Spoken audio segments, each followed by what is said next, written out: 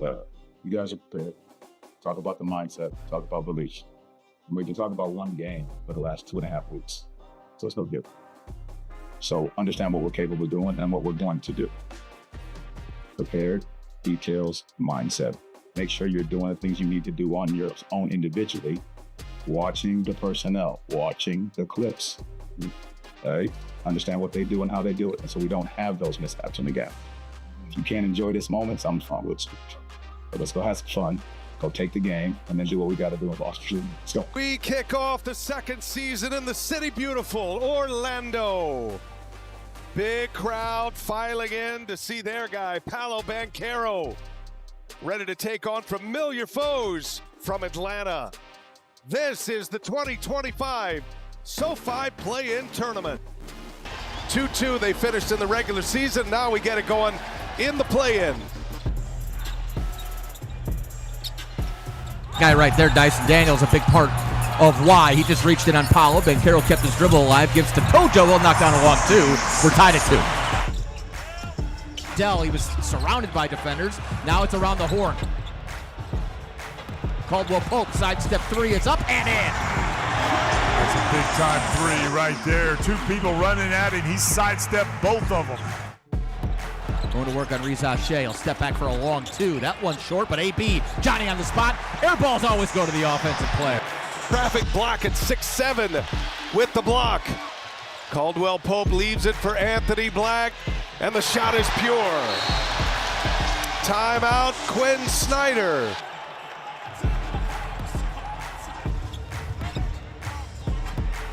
No look from Anthony. Isaac gives it right back. Cole's gonna pull up, little mid-range jumper is good. This is an 18-4 Magic run right now. Paolo goes to Black, into the corner, Gary could go for 3. Money, he don't miss those.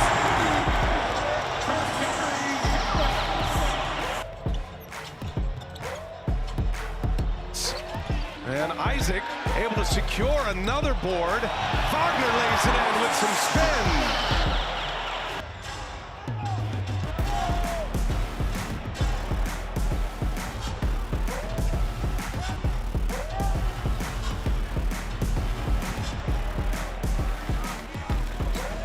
With the rebound, Trae Young, 0 for 2 from beyond the arc. Now it's down for Wendell Carter.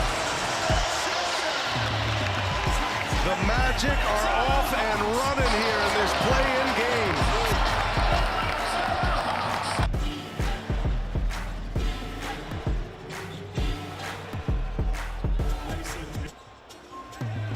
Orlando just dominating Atlanta just about every facet of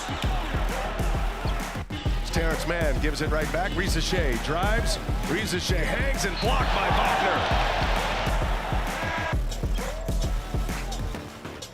Beautiful ball movement. Kojo to P, and the extra pass to Jonathan Isaac underneath to dunk it down. I am loving what I'm seeing in the half court for this Magic. You might be right about that Paolo triple-double. 6 assists now already. Franz in the post. Into the corner, Kojo. Nice decisive move into the lane. Back up top, Wagner. Shot clock's at 2. Franz got to chuck it at the rack. He does. It banks in, and he's headed to the free throw line. We'll take it. Smart move by Franz. Hear the whistle, stay with the play, and just get it up on the rim and give yourself a chance. Late clock, shot clock off. Oh, Young, and he couldn't finish it. Nice move, but a lot of size to deal with. And that'll take us to the end of the first half. An impressive first half for the Orlando Magic. Franz over to Banchero with Gay in front of him. Now it's Kenny, top of key, over to Kojo. He'll step in, left wing 3 is money. Magic lead right now, 13. Here's Kenny attacking, and he missed the layup at Temple. Wendell, the hard putback dunk. Stay composed here. Young will try the floater. He got it up and good. And Trae Young. He's heating up, Jake. Shot clock at 10. He'll go to work on Wagner. To the block. Gives to Trae at the free throw line. And Young had a block by Corey Joseph. Nice defensive play by the vet. Now Franz running out. Daniels swatting at the ball. Franz went right to the rack, flipped it up and in. Hawks flying all over the place, and Wagner with the lay-in. 9-point lead for the Magic. 3 seconds separating game and shot. Here comes Isaac. They'll trap the ball out of Trae Young's hands. Rotation finds Niang. He'll spot a 3 up. Cole, nice closeout. Back tap Levert. He saved it out of bounds. 3 seconds. Young passed up the shot. Niang will try it, and he got it at the horn. Oh, man. 3 ball up and good for George Niang, and that'll make it a 6-point game with 12 minutes remaining.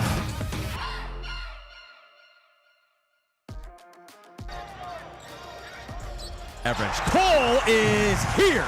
Steps in for a 3 ball and sticks it. How about 16 off the bench for Cole Anthony? The lead back to 10. That's a big shot. Up 9 with 8:28 to go. Franz sweeps his way through the lane. Fadeaway jumper, no good. Wendell, the rebound, though, forces it up and in and one. That's Dell! An 11-point Magic lead and a free throw coming for Carter Jr., and that was a big rebound, his 6th of the night.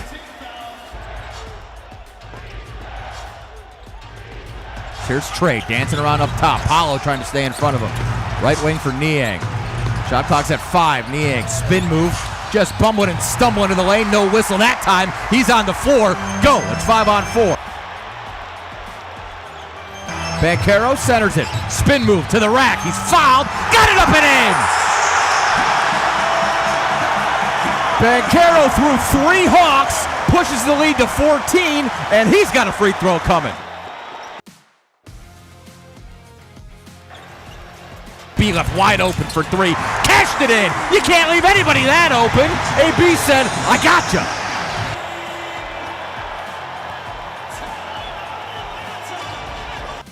(104-85). Here's Trae Young. And Anthony Black went with him, knocked it away, and then gave him a little elbow into the front row. How about Cole? The knockout blow. Got it! Woo! Stone Cole Anthony! 107-85, 4:50 to go, and that might do it.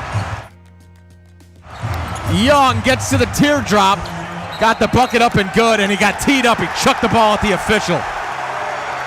You can't do that, Trey. He was looking for one there. Yes, he was. And now a second technical, and Trae Young snatches the ball from Pat Frere. That's going to cost him some money. About back to Dell, to Franz. He's fouled, and he'll convert. At this, after a 22-point first half lead, the Magic now have their largest lead in the night. 111-87, and a free throw coming for Franz Wagner. And they hold the Hawks to 95. And the Orlando Magic are moving on. They go into the playoffs for the 2nd consecutive season. And a date with the Celtics on Sunday.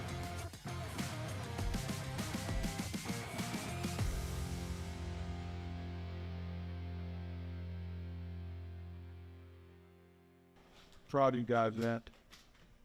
You guys, that's a team effort. Everybody contributed. Dale, you set the start this game. That was it right there. But our ability to keep our composure, and that's what we're going to need. We started this year saying the home court. That's what we said. This game was the home court that we had to be talking about because it got us the opportunity. So just understand what we're capable of doing and what we're going to go do, all right? To everybody else, it might be a shot, not to us. All right, you guys keep scrapping, keep fighting. Great job, Jeff. That's a great job staying the course. You guys enjoy this day off tomorrow. Have all the stuff ready for Boston. You guys stay locked in, watching your film, the things that we need to do to get ready on Thursday. All right? Keep believing, man. Facts. Keep believing, man. What we got, Cole? Belief on 3. 1, 2, 3. Believe it. What's going on, guys? And welcome to this special edition of Courtside Countdown as the Orlando Magic get ready to take on the Boston Celtics for Game 1 of the playoffs. Can you believe that we are here? I'm so excited. I'm so pumped for this Magic squad. I'm Kendra Douglas, the team reporter for the Orlando Magic, and I can't wait to just get you guys involved, ready, talking. I see the comments already. I'm going to get to so many as much as I can. For now, I want to say, don't forget, we are on all social media platforms. So we are on TikTok, we are on Twitter, we are on Instagram, we are on YouTube, we are everywhere to give you the inside look to get you ready for today's pregame show ahead of today's game. Don't forget, The game is not on FanDuel Sports Network today, but we'll be back on FanDuel Sports Network on Wednesday for game 2. But you can catch today's game at 3:30 p.m. I'm excited to cheer on this Magic squad. We have a lot going. And for those who are joining us right now, get excited because we have a special guest. Around like 2:30, we're going to have Rashard Lewis. Yes, former Orlando Magic Rashard Lewis, someone who's already seen the Celtics in his time playing too. So he's going to give us his insight. He's going to talk with us a little bit about what this Magic team needs to do, come out strong and get some wins during this playoff. And we're going to kind of just talk with him a little bit. So make sure you guys stay locked in with us because you don't want to miss hearing from Rashard Lewis. As you can see too, we are going to also get you a chance to look at the court and who's out there on the court. So let's get to the court right now. This is live. I want you guys to know. So anything happening live, bear with us. And it looks like there it is, Wendell Carter Jr. out there. I am expecting a great performance for him as well. Him and KCP talked at shoot around the other day. We're going to get to them in a minute to listen to what they have to say. But I'm excited to see Wendell have a great performance. I want to get to your comments and stuff before we get to the sound bites from Wendell and KCP. Okay, everyone's saying what's going on. Hey guys, so good to see you all. Love it. Will Dawson, hello. Houston, Braden, everyone. Yes, Rashard Lewis will be joining us. So make sure that you guys continue to watch this pregame show. It's going to take a big game from Isaac and Cole. Yes, this is from Quick Tips. Quick Tips, I don't know who you are, but you've been coming in with some great knowledge. I will say that you've held us down in this live. So Quick Tips, continue to keep it coming. So time for KCP and Kojo's playoff experience to come to light. Yep, as you guys know, those guys have won championships. KCP's won 2, Kojo's won 1. So they definitely understand what it means to play in the playoffs. Wendell Carter Jr.'s perimeter defense has been good as of late, and he'll need that against Porzingis. Hey, you're talking about Wendell Carter as you're seeing him on the court right now. You're seeing also, there are a lot of guys out there getting ready. So those are some of the assistants helping these guys get ready. You see KCP is in the back. He's warming up. Tristan De Silva's out there as well. So yeah, everybody getting ready. Fran's legacy game. Yes, we are winning today. Yes, hello from the UK. Hello. Thank you for joining us. I love that. All right, let's get this show on the road. Let's listen to Wendell Carter Jr. and KCP as they spoke before today's game. Let's hear what they at all-time high, I would say, we got the answer to the test. I think we were overly prepared. I think we're just excited and ready to get out there. I mean, it's all good vibes in here. Everybody's excited. We've experienced a first round of a playoffs before. Understand what it takes. We've had our backs against the wall before. It's a game we should play with no tension, no pressure. Go out there and do what we do, play Orlando Magic basketball. So I think everyone's feeling good. Everybody's excited for tomorrow for sure. A lot different. A lot of things that happens in playoffs don't happen in the regular season. It's going to be a lot less foul calls. They're going to let us play a little bit physical. The flow of the game going to be a little bit faster. I think we're up for the test and we're ready for it. These are the ways we play: physical, fast, and I think we just too excited just to get out there and play. I think it's a little bit less of physical body movement and more mental this year. It was a first time playoffs for a lot of us, for players and even coaches. So I think not to say it was sporadic, but they were all trying to figure out what was best to do for the team. And I think this year, bringing in KCP, bringing in Kojo. Last year us going through the 7 games with Cleveland, we kind of understand that it's mostly mental. You know what I'm saying? So I think that's probably the biggest difference. You just heard from Wendell Carter Jr. and KCP ahead of today's game. And now we bring in the amazing people, Jake Chapman, who looks so uninterested, wanting to chat with us today. and Dan Savage. Thank you guys for joining us. I love having you guys on here, and I know I'm making so much fun of you guys, but we have so much fun here. We do. But I want to get straight into it. You heard the guys. You know what they're saying. You know the mindset. This is not their first time in the playoffs anymore. This is it. This is their second time for a lot of these guys, and then this is multiple times for a lot of these guys too. But what makes this playoff situation in this series different? And Dan, we'll start with you first. Well, look, you're going up against the defending champs in their house on the road. This is about as tough of a task as it gets. But as you'll talk to with Rashard Lewis later on, this Magic organization has gone on and done things that haven't been done before against this Boston franchise. I remember when the Celtics went up 3-2 in the 2009 playoffs, they were previously 32-0 in that situation. And the Magic became the first team to come back from a 3-2 deficit against the Celtics and get a win. So the Magic organization has this history. I think a lot of these guys carry themselves with that type of belief where it's, we could go into anywhere and we can do anything. And that belief system starts with Magic head coach Jamal Mosley, filters down to Paolo and Franz, who've done great things both at the collegiate level, international level, and on the pro level. And I think they're the type of team that believes that they can get this done, and it all starts with a game one in Boston. Yeah, Kendra, you were just seeing the playoff focus of Jake Chapman as we're getting set to go here in the juice box here in our studios here at the Kia Center. We will have the call. Jeff Turner is going to join me here in a moment, and pregame begins at 3 o'clock, of course. Look, it's obviously different than last season because it's not the first playoff experience for your guys. And so now you've added depth and you've added playoff experience in the form of Corey Joseph and KCP, as you mentioned, Kendra. You have some guys who are back and who you expect to play big roles, or at the very least be able to, that have playoff experience, guys coming off the bench, like Gary Harris, J.I., you got to go back to the beginning of his career, of course.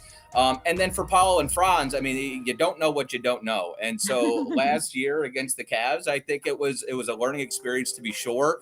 You saw the team get better as the series went on to the point where the best road game that they played, and even the last 2 road games that Paolo Banchero has played in the postseason on the road, he scored 39 and 38 points in Game 5 and Game 7 of last year's series, respectively. Obviously, it wasn't a good offensive series for Franz, but Franz's role on this team goes beyond just scoring the basketball. He was a good distributor in the last couple games of that Cavs series last year. Paolo obviously was your primary scorer, but Franz's defense could make a huge difference in this series. I think we all know that. And look, you've got a team right now. It just feels like you don't have much to lose, right? I mean, nobody's picking the Magic. It's a season that went sort of sideways because of injuries. No, you don't have Jalen, and no, you don't have Mo, but you haven't had Jalen and Mo for months now. And so the team has built an identity without those two guys. I just think, look, I saw somewhere in round 1, whoever wins game 1 wins the series 79% of the time.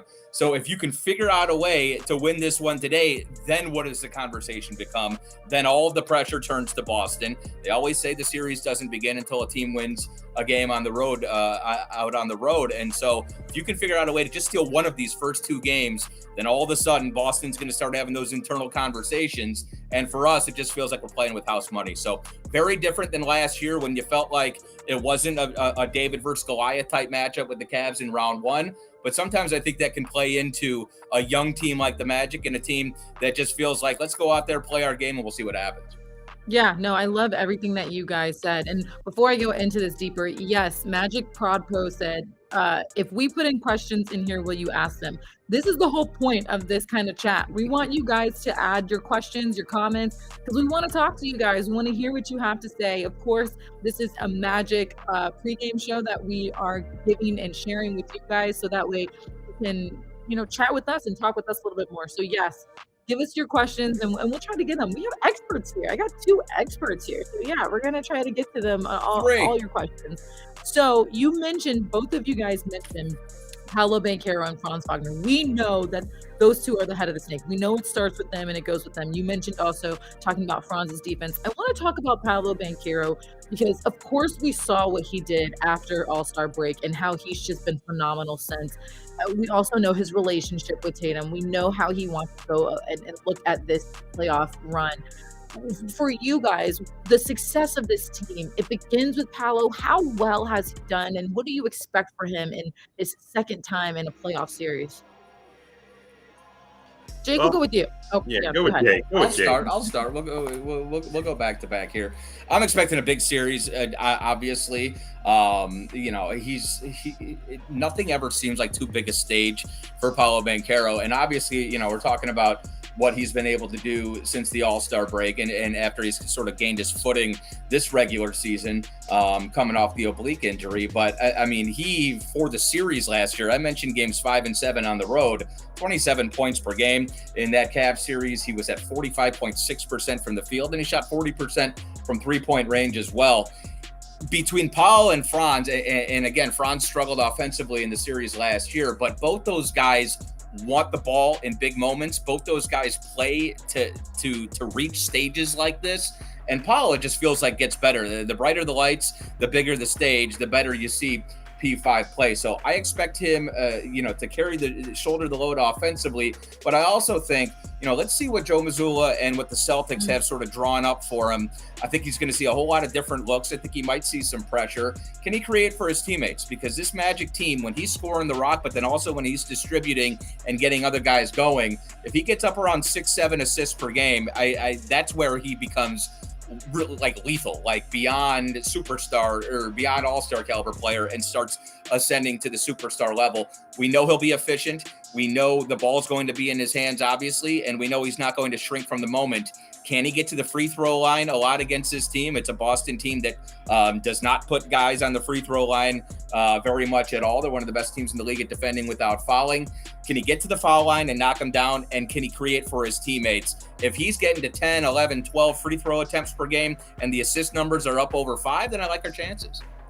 Yeah, we saw him really become really efficient at the free throw line going at the end of this season. So I would love to see him do that a lot more going into a series like this for sure. Help your teammates out wherever you can. I think also too, and Dan, you can kind of talk to this a little bit too, is one thing that he's been trying to work on is passing the ball a little bit more and those assist numbers growing up.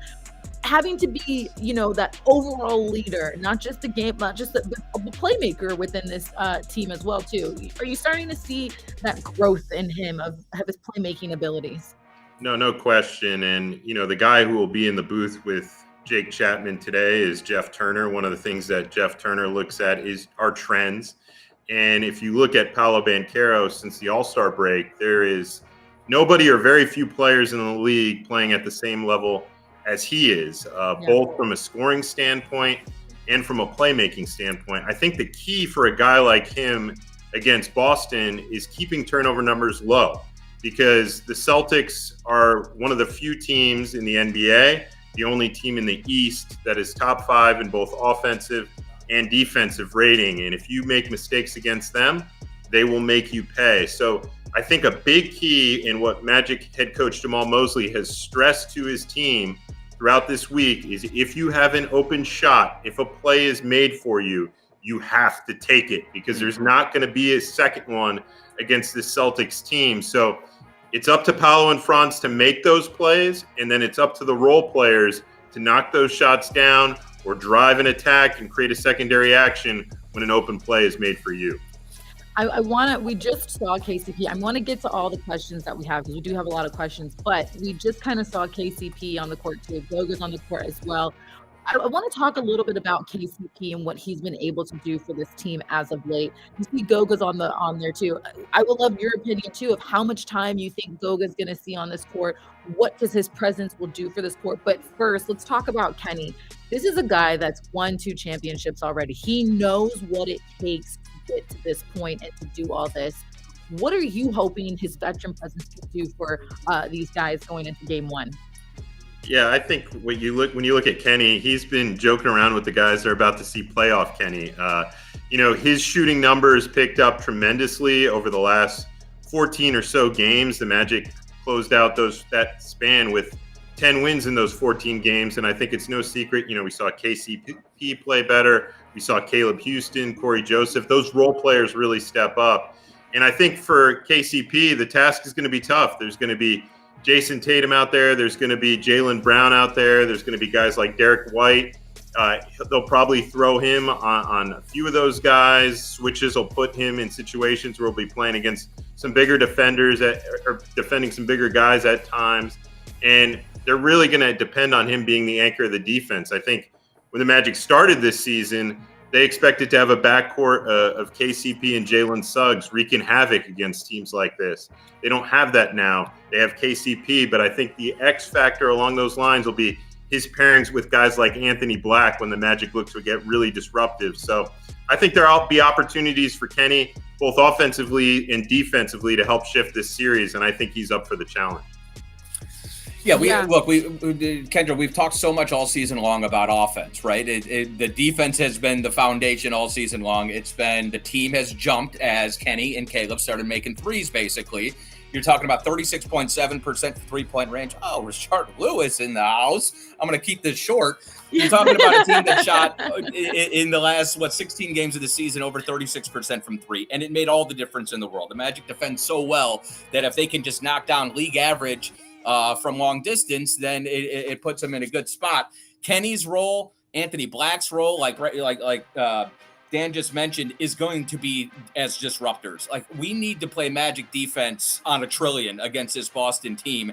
And they're a rhythm-based team. They shoot more threes and make more threes than any team in the history of this league. So when you're talking about staying stuck to perimeter shooters, when you're talking about disrupting, which is the word that Dan used that I think is exactly what you're going to need, a guy like Kentavious Caldwell-Pope, who has been there before, that is invaluable. And I think Anthony Black, Gary Harris, every once in a while deploying some pressure, making them get the ball up the floor, and have some trouble with that. I think those are all huge keys. And I think Kenny, the whole reason you brought him in was for series like this against teams like this and what he's able to do defensively. All right. Well, as you can see, we have Rashard Lewis, who is in the building. But before we get to him, let's listen to, we're going to go straight to Rashard Lewis. We're going to talk. Well, welcome. Can we give a round of applause to Rashard Lewis, everybody? Round of applause.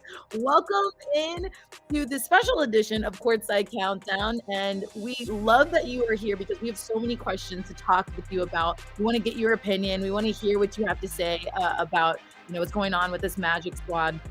For starters, I'm looking at live comments, questions, and concerns. So I'm going to hit you with some people's comments. And one quick tips on YouTube says Rashad's shot over Garnett was a big time moment. So we have people who are watching this right now. They are commenting. They are going to give us their comments and hopefully we'll answer some questions. People are saying, what up? And we can't wait to hear from you. So thank you for joining us today. How are you feeling? And how are you feeling about game one today?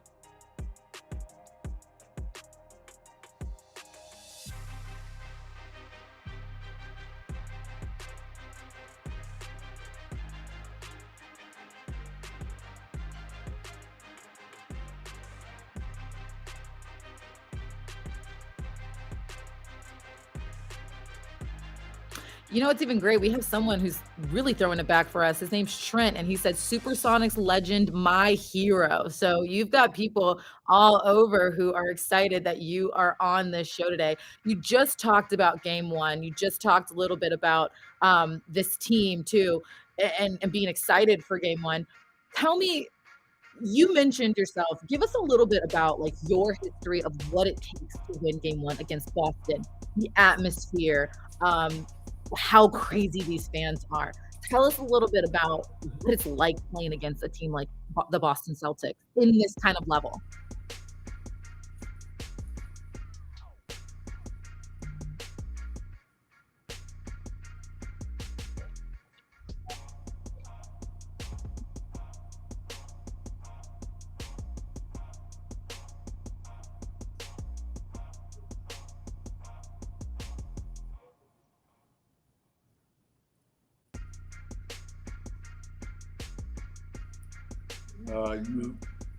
Regardless how the first quarter go, you have to keep your composure and continue to play the game.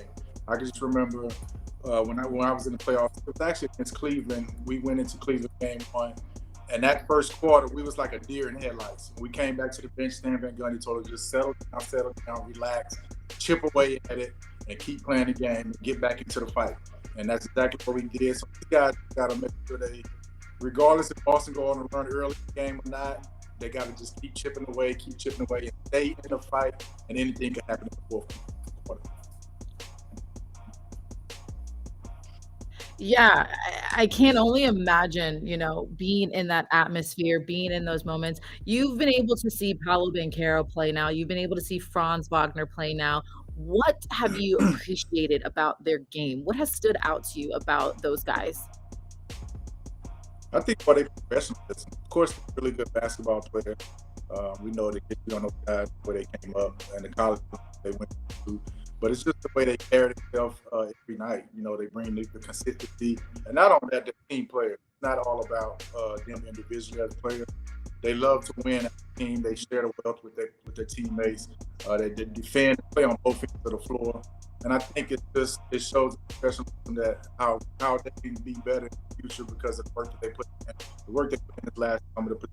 Even though those two guys got hurt this season, when they got off to a really good start in the season, hit a little bump in the middle of the season, but you can tell those guys came back playing like they never been there. So hopefully they continue to carry this squad, and I think playing against the Boston Celtics is going to be tough, but at the same time, as long as those guys go out there and lead, the rest of the guys will follow. All right, I want to open it to everybody because we're getting lots of comments and questions and things like that too. So Dan, I want to open this up to you and Rashard. Both of you guys, let me know your input. So Quick Tip says the Magic need to take better shots. Yeah, Dan Savage is in the building. Ways covered him during those postseason runs, and I think the one thing that gets overlooked about Rashard the most was the level of sacrifice that he put into a team. You talk about a team that was built around Dwight Howard. You had Jameer Nelson was a perfect fit, had a GM that believed in him, and Otis Smith, and really shined in there. Hedo Turkoglu got the ball put in his hands and really broke out in Orlando. But Rashard Lewis was a guy coming from Seattle that had averaged over 20 points per game 3 straight seasons. Could have gone anywhere and been the star of the show and had a team really featured around him. But he came here and focused on winning. And, that's the type of sacrifice it takes in the postseason, playing like Rashard did. We'll need to see the Magic's role players do that against this Boston team if they want to come out with a victory. I love that. I love giving. I want to actually hit on that because I will say, when I talked with Kenny, he said that when he won a championship, a lot of it had to do with being selfless, and a lot of it had to do with sacrifices. Everyone from the bench players to the one even down at the bottom, everyone had to make sacrifices. Rashad, do you think that that's kind of how a championship team wins? Is that kind of what really helps? You have to know how to make those sacrifices, and have to know how to give your all and not be selfish when it comes to going for a championship. Yeah, sacrifice is the key word. I hate to bring up other teams, especially when I'm talking to my Orlando Magic family, but when I played with the Miami Heat the year we won the championship, our key word that we came up with for the playoffs, before we started the playoffs, we had our meeting before the playoffs started, was sacrifice. Everybody has to sacrifice. And I think, like you said, I heard Dan say the role players are really key to win ball games, especially in the playoffs. There's a scouting report going to be around those 9 guys. I was just sitting watching the Oklahoma City Thunder. SGA had 6 points in the first half, but they're up by like 30. That those role players are playing well and they're helping to win ball games, and that's going to be the key. Sacrifice is huge. Everybody's involved. From the last guy that's on the bench, they don't even get minutes. You got to be able to be in the guys here cheering, doing whatever it takes. It's a total team effort. Coaching staff for us, it's a total team effort to win in the playoffs. Yeah, definitely. Okay, I want to get to some crazy questions. One question from Vikram. He says, Kendra, ask Rashard, can he still play today? So can you still play today? What's that looking like for us? I can still shoot 3. There we go. I don't want to play no defense, though. Great I answer wish I was right there. playing today because they shoot a lot of threes in today's game. I mean, it's You fun really to do. see, but I was a really good, that's what I did back then. I think nowadays they take 8, 10 threes individually as a game. That's way too much. I think 5 or 6 when I was playing was a lot. So, it's fun to see the way they shoot the ball. And then the next question, and these are comments too from Magic fans out there looking. Quick tips: the Magic need to take better shots to help prevent that. And he was talking about. There was one question that he had that I really, really wanted to ask you guys. Oh, Celtics are dead last in points in the paint. The only reason they drive and kick Tatum, Brown. Doesn't matter who's driving to the cup. No help. Stay home. Love to see J.I. and Porzingis. No second chance points. So those are comments from some of the guys too. No second chance points from Boston. Eliminate those. But also, what do you think are going to be some of the key things that this Magic team needs to hone in when it comes to game 1 today? Dan, I'll start with you. Yeah, number one, you're going to have to take away the three-point line. That comment was perfect. You're going to have to run them off the line. Celtics put up nearly 50 threes per game, which is just insane. I think they've taken almost more than 900 threes than their opponents this season, which is just an insane statistic. So you got to run them off the line because otherwise the math is just not going to work in the Magic's favor. Number two, you have to limit mistakes. Look, they're top 5 on both ends for a reason. They cause disruption. You can't give them second chances. Closing out possessions is also key. And then lastly, I'm going to keep harping on it, but it's going to be that supporting cast. You know what Paolo and Franz are going to do? The Celtics defensive game plan is going to center around those two. Can other guys knock down shots when the opportunity presents themselves? We saw in the Magic's most successful postseason run, which Richard was part of, he was huge. Guys like Mikal Petrus knocked down big shot after big shot. There were games where Marcin Gortat came off the bench and completely helped shifted the series. So there's going to be opportunities for those guys. And if you're a role player, this is where a name gets made for you. How many times do we hear a name that you haven't heard of as a household name, and then all of a sudden they become one and have a bigger role for their team, either here or elsewhere? It's because what you do in the playoffs, that's so important in this league, and it's time for the Magic guys around Paolo and Franz to step up and play a big role. Yes, 100% agree with run them off the line, but I think they're still going to continue. They're going to take their three-point shots. I think you got to make them take contested three-point shots. People or guys, they're going to have to step on the defensive end. I think Jonathan Ives, the centers, the bigs, are going to really have to protect the rim. And I love the way Jonathan Ives has really been playing lately, so hopefully he'll be able to be our defensive anchor tonight.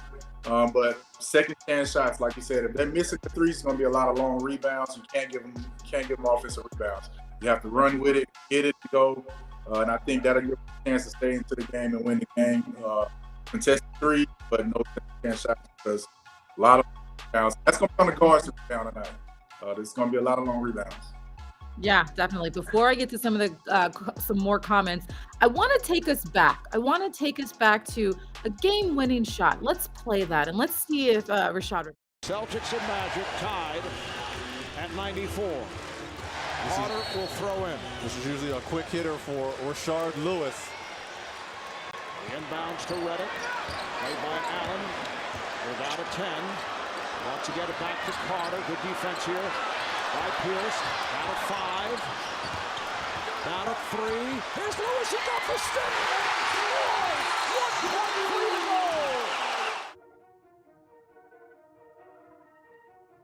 So you just saw that amazing shot. Do you remember this moment? What was that moment like for you? Tell us the adrenaline that was going through it. But I think I remember what shot you're talking about. Was it the layup when I blew by Kevin? Yes, Garnett? It was the layup. Yes. I realize you might not be able to see that. You might not be able to see it. You could just hear it. My bad. Yeah. Technology, everybody. But yes, it was you making the layup. So yes, if you remember that. I remember that like it was yesterday. I remember I gave him because I was actually going to pull up for the jump shot, and it was like a hesitation move, and he kind of bid on it and pushed up on me, and I went baseline. But I used the glass. I slowed down when I laid it up because I wanted to make sure I made it because I was a little nervous. Kevin Garnett is very long, athletic, and I thought he was going to come from behind to block the shot. But I ended up making it, and I mean, beating the Celtics, especially during that time, we were so excited about it because that was like the big brother of us trying to get over that hump. Cleveland and Boston were two teams that we were trying to be like. Do you remember that So shot, Dan? it was a lot of confidence. Yeah, the clip ended there a little early, but Richard showed his ups with that chest bump with Dwight. He got up there a little bit. But, it was funny because that was when KG was perennial Defensive Player of the Year candidate, and Richard got him to bite. That's not easy to do, with that guy as a defender, because he not only could contest anything, but he had great makeup speed and the length up to come and get it too. So to do that against that type of defender, on that type of stage was just huge. I want to get to some of the comments. So Trent Boring, this is great. I love this one. He goes, Rashad has never gotten his flowers. He always sacrificed and his character stood out.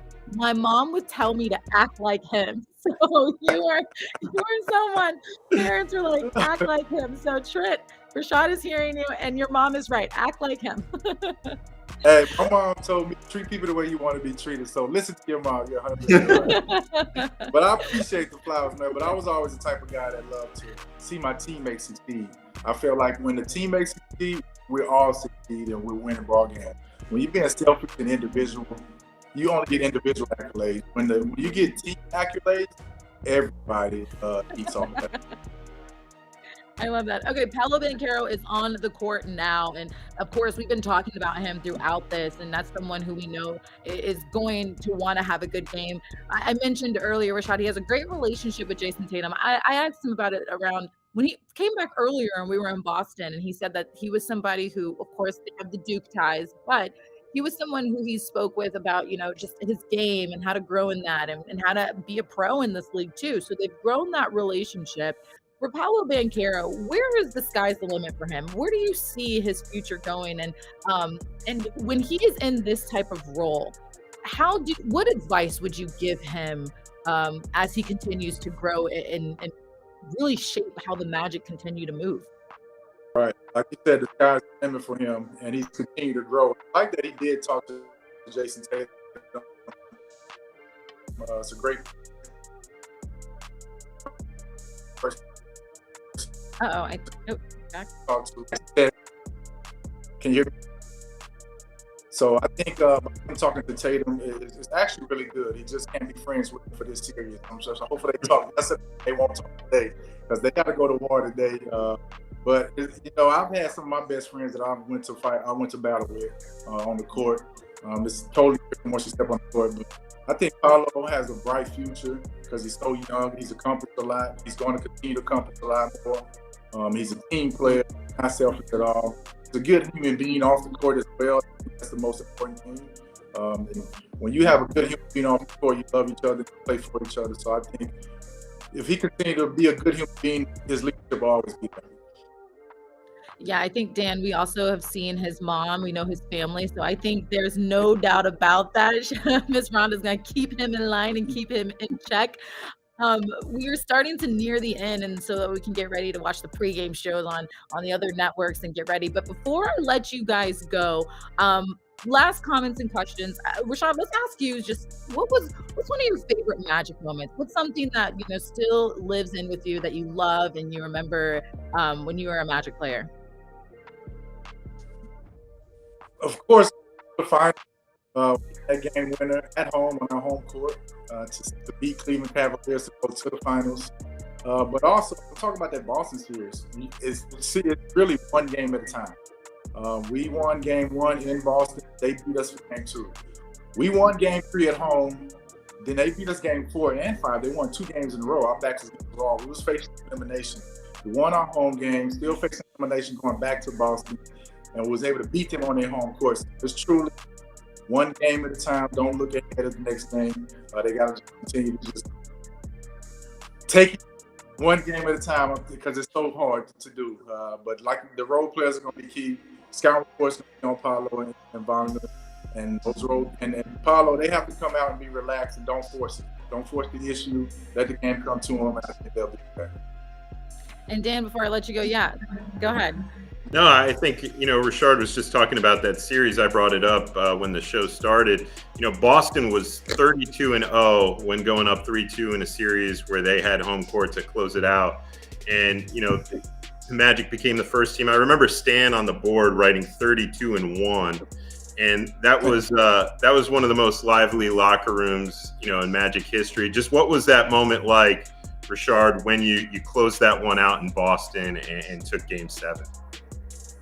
Man, we were so excited because of the fact that we knew going into Boston was going to be very difficult. Going into the Garden to beat them, and like you said in Game 7, is the hardest thing to do. We knew facing Ray Allen, John Rondo, those guys, Kendrick Perkins, guys are very tough to beat. But the excitement we had of beating them, going back into that locker room, of course we were excited, but we knew the job was done yet. We knew we was getting ready to face a Stephen Claver's team that was the best conference that year. But that day, that night, we definitely celebrated and enjoyed the moment. But we had the next day we had to get ready for the Cleveland. I don't doubt that would stand one bit. I think we went straight to Cleveland because they had home court. We went from Boston to Cleveland. Yep. I love this. I love this. Well, thank you guys so much for joining me today for Courtside Countdown. Before I let you guys go, I like to do random things. So let's take a picture real quick. Everyone smile on 3. 1, 2. Love that. Thank you guys also for joining us on Courtside Countdown and watching us. Don't forget today's game at 3:30 p.m. And then you can watch us on FanDuel Sports Network on Wednesday for Game 2. Go Magic. I'm so excited for this Magic team to compete at this level. I'm pumped to see what happens. I know you guys will be watching. I know our fans will be watching. Thank you so much for also chiming in and keeping the conversation alive. We will see you next time, guys, and go Magic. Go Magic.